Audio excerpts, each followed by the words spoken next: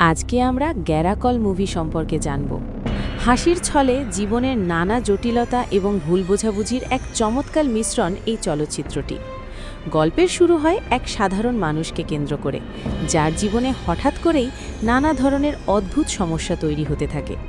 একটি ছোট মিথ্যে বা ভুল ধারণা থেকে কিভাবে অনেক বড় সমস্যার সৃষ্টি হতে পারে তা এখানে খুবই মজার ছলে ফুটিয়ে তোলা হয়েছে।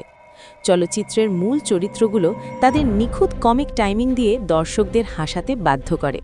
এখানে আমরা দেখতে পাই কিভাবে প্রেমের সম্পর্কের মাঝে তৃতীয় কারো প্রবেশ এবং চারপাশের মানুষদের কার্যকলাপ জীবনকে একটি গোলকধাঁধায় পরিণত করে।